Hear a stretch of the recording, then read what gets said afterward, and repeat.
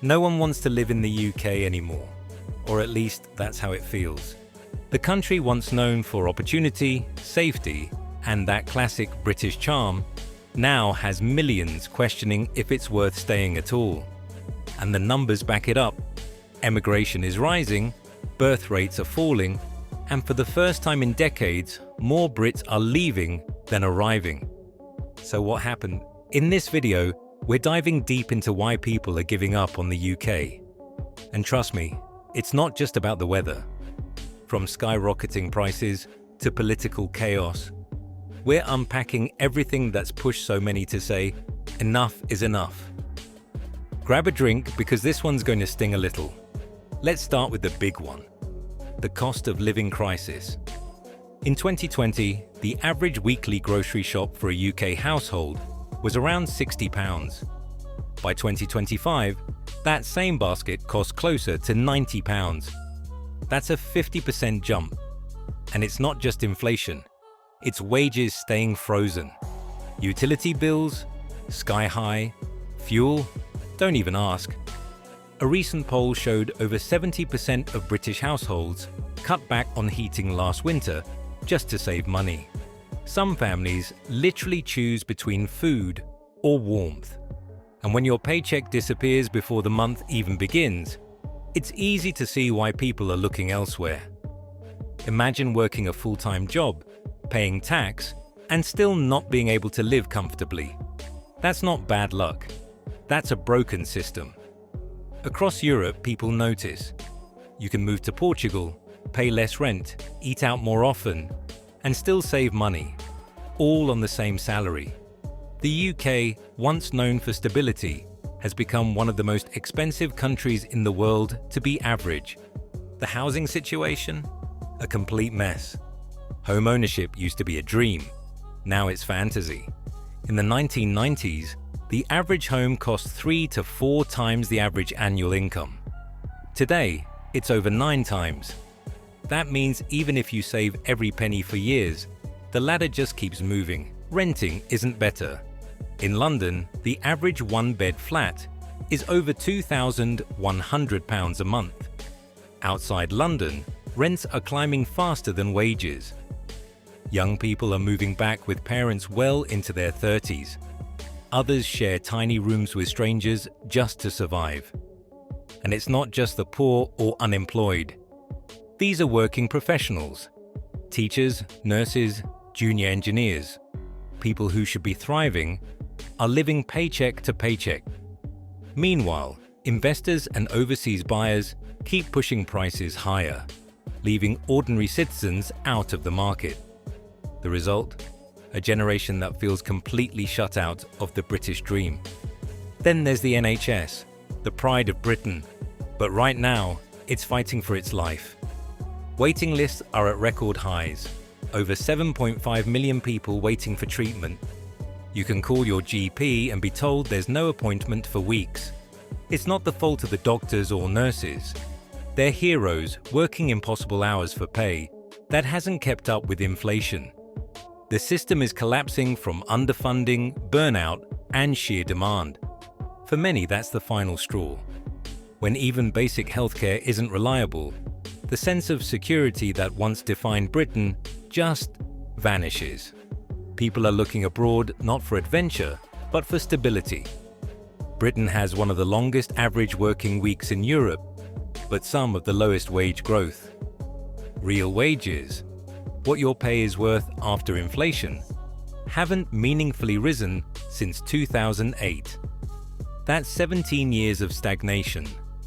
Add in zero-hour contracts, the gig economy, and unstable careers, and you've got a recipe for burnout. Work-life balance? Forget it. The culture rewards overwork and underpayment. Compare that to Denmark, where a barista earns enough to rent their own place, take holidays, and still have savings. It's not that people don't want to work. They're tired of working so hard for so little. Many young Brits are discovering they can earn more and live better elsewhere. Remote work has made that possible. Why stay in a cold, expensive city when you can do the same job from Spain with half the bills? Let's talk politics. In the last decade, the UK has had 5 prime ministers, countless scandals, and an endless cycle of promises that never materialize. From Brexit confusion to crumbling public trust, many feel the country's leadership has lost direction. Every year there's a new plan. Fix housing, fix the NHS, fix transport, yet nothing seems to actually improve. It's exhausting to watch. People aren't leaving because of politics. They're leaving because they've lost faith that politics will ever fix things. Hope is a fragile thing, and right now, it's in short supply. Immigration has always been a defining part of the UK. Diversity is what built this country. But recently, the conversation has turned toxic. Political leaders use migrants as scapegoats for problems they didn't cause: housing, jobs, healthcare, instead of addressing the root issues. The result: division, anger, and an atmosphere where nobody feels at home anymore. Immigrants feel unwelcome. Locals feel ignored. Everyone's frustrated. And that frustration pushes even more people to leave, searching for peace somewhere else. Britain used to be proud of being open and tolerant. Now it's struggling to remember that identity. The education system used to be world-class. But now, students graduate with £50,000 plus in debt and little to show for it. Tuition fees keep climbing, while graduate salaries stay flat. Teachers are striking, schools are underfunded, and kids are falling behind. Parents worry their children will have fewer opportunities than they did. And for the first time in decades, that fear feels real. Beyond money and politics, let's talk about mental health. Surveys show that nearly half of British adults say they're more stressed now than 5 years ago.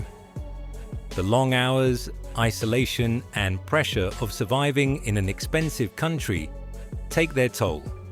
And what's heartbreaking is that even those who love the UK, its humour, culture, people, say they no longer feel alive here. They feel trapped. That quiet frustration is driving an emotional exodus. It's not always physical. Sometimes people just mentally check out. So, where are they going? Portugal, Spain, and Greece are seeing record numbers of British expats. Some head to Canada, Australia, or even Asia, chasing lower costs and higher quality of life. A couple who sold their house in Surrey can buy a villa in southern Spain and still have money left over, with sunshine, healthcare, and peace. That's hard to ignore, but it's not all doom and gloom. Across the country, people are fighting to rebuild what's been lost. Local communities are coming together. Small businesses are thriving. Young people are innovating. The UK can recover. It just needs leaders who listen, policies that work, and a society that values people again over profit. The story isn't over yet. It's just in a rough chapter. The UK will always have its magic, the culture, the humour, the resilience. But right now, it's time to ask the hard question. What kind of Britain do we want to live in? Because people don't leave their home for fun.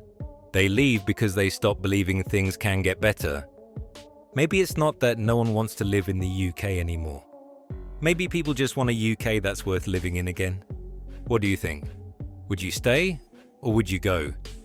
Drop your thoughts in the comments. And if you want more deep dives like this, hit that like button, subscribe, and share this video. Thanks for watching. And here's hoping the best days for Britain are still ahead.